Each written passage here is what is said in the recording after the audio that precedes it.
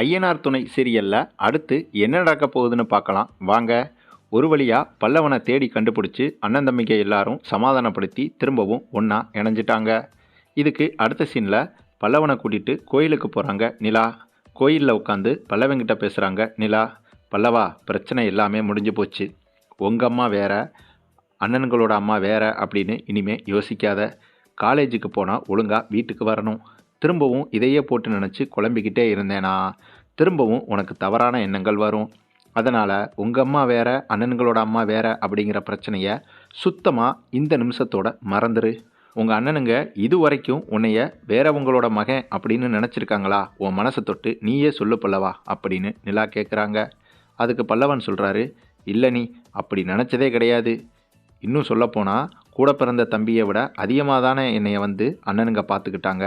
அந்தளவுக்கு பாசம் காட்டியிருக்காங்க நீ அப்படின்னு பல்லவன் சொல்கிறாரு. உடனே நிலாவும், பாத்தியா பல்லவா, நீ ஏன் இப்படி சொல்கிற?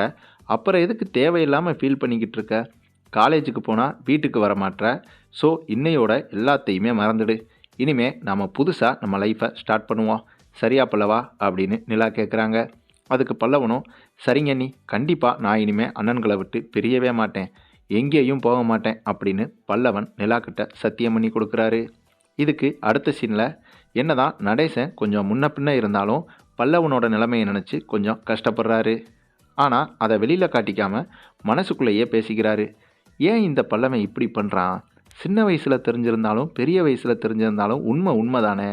ரொம்ப இவன் ஓவராக பண்ணுறானோ, இவனை பார்த்து பேசணும் அப்படின்னு இவருக்குள்ளேயே கொஞ்சம் கடுப்பாக கோபமாக பேசிக்கிறாரு.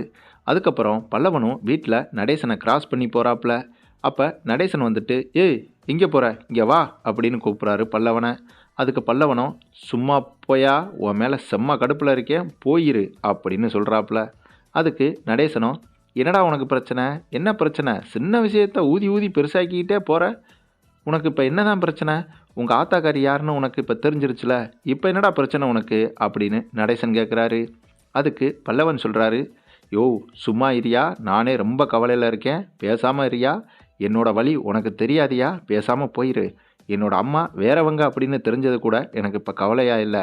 ஆனால் எங்கள் அம்மா நல்லவங்களா கெட்டவங்களா எப்படிப்பட்டவங்க, அந்த விஷயந்தான் எனக்கு இப்போ ரொம்ப கவலையாக இருக்குது. எங்கள் அம்மா இப்போ உயிரோடவாது இருக்காங்களா சொல்லியா அப்படின்னு பல்லவன் அழுதுகிட்டே கேட்குறாரு. அப்போ தான் நடேசன் ஒரு அதிர்ச்சியான விஷயத்த சொல்கிறாப்புல. டே கிறுக்கு பயல, இதுதான் உனக்கு பிரச்சனையாடா? இப்போ என்ன உனக்கு?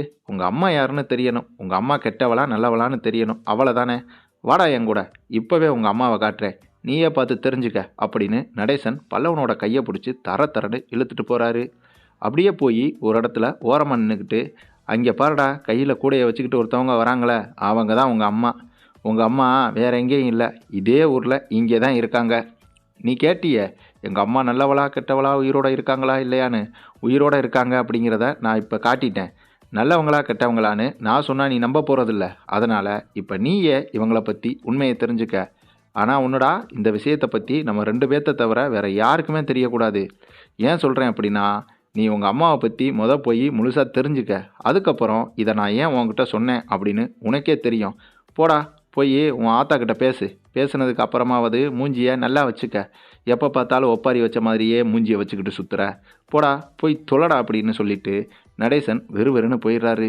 இதுக்கப்புறம் அம்மாவை பார்த்த சந்தோஷத்தில் பல்லவனும் அப்படியே உணர்ச்சி வசப்பட்டு அம்மாவையே பின்தொடர்ந்து போக ஆரம்பிச்சிடுறாரு.